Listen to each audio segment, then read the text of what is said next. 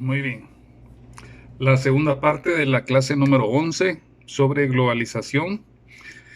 Estábamos hablando de que habían dos acepciones. Yo les mencionaba que hay una incluso visión bastante pesimista de mencionar que la globalización es un proceso económico eminentemente en donde los grandes productores tienen acceso a los mercados del mundo con el ánimo de alcanzar la plenitud de la satisfacción de la demanda de sus productos.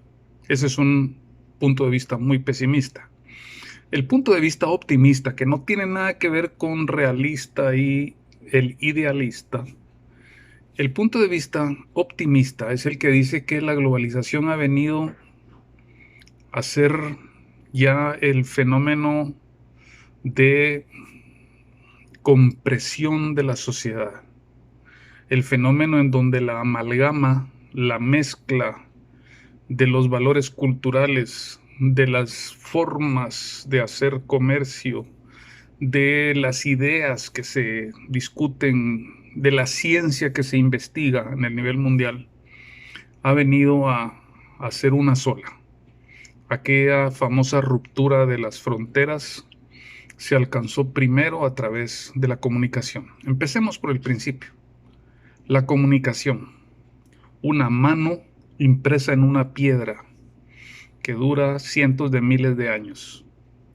Luego, un hombre, una mujer, que se le ocurre utilizar un pedazo de madera y un material de X o Y origen, vegetal, mineral, lo que fuera, para dibujar lo que en su mente era un animal de caza.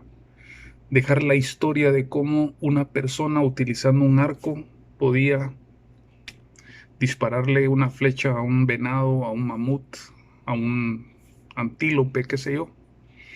Y empieza el proceso de comunicación. Vamos desde la voz como herramienta de comunicación hasta nuestros días. Ustedes saben, ya no es solamente la onda radioeléctrica como la que estamos usando para trasladar llamadas telefónicas la que se usa, sino que ahora es la luz. Podemos trasladar millones de llamadas telefónicas por medio de la luz. El cambio ha sido radical y lo mismo ha sucedido con el tiempo. Antes ustedes mandaban una carta escrita en papel, en un sobre con un sello, la colocaban en el correo, pasaban semanas, la carta llegaba al destinatario, el destinatario la recibía, la leía, escribía otra y el mismo proceso de vuelta. Hoy yo me puedo comunicar con ustedes por WhatsApp, estén en el baño viendo tele, estén tomando el sol como lagartijas en el jardín, en el patio, estén haciendo las labores domésticas y en el mismo instante en que yo les mando el mensaje, ustedes escuchan un pito y el mensaje que yo les he dado aparece en la pantalla de sus teléfonos.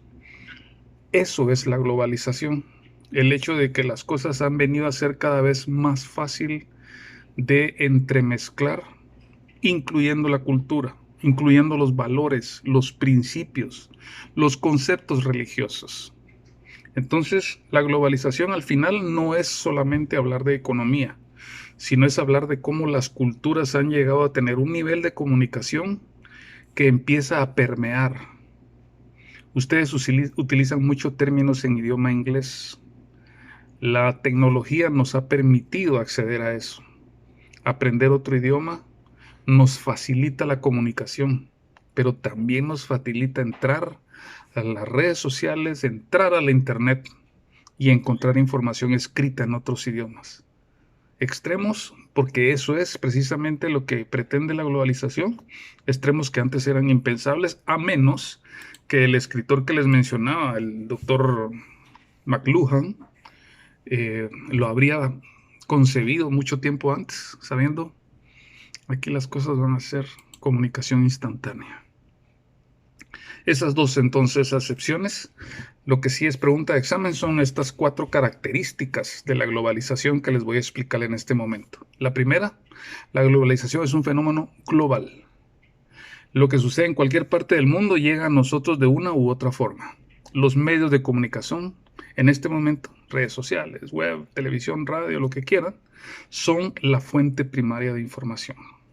Número 2, la globalización es un fenómeno universal. Nadie puede quedar fuera de ella, de una u otra forma. La número 3 es que es un fenómeno asimétrico. Yo me pongo a ver mi cara en lugar de ver la cámara. Ahora voy a tratar de acostumbrarme a ver la cámara pensando en que ahí están ustedes del otro lado. Ahí está el Lica hablando. La otra entonces les decía que era un fenómeno asimétrico. Percibimos y recibimos la globalización de diferentes maneras. En algunos casos, la globalización es únicamente un traslado de información. En otros casos, la globalización es un negocio. En otros casos, es una herramienta de investigación científica. Pero al final, es una forma asimétrica de recibir la información. Y por último, es un fenómeno impredecible, porque no sabemos qué va a pasar ni cuándo. La información está, la generan los fenómenos naturales, lo generan los fenómenos virulentos, lo genera la guerra, lo generan las maravillas naturales, un amanecer. En Japón nosotros podemos verlo en el mismo momento si entramos a una cámara web de Japón. Entonces la globalización es un concepto muchísimo más amplio y eso va a ser una pregunta de examen. Repito, las 4 características del fenómeno. La primera es que es un fenómeno global. ¿Qué quiere decir? Que llega a cualquier lado del mundo y los medios de comunicación son la principal herramienta. La segunda es que es un fenómeno universal. ¿Qué significa?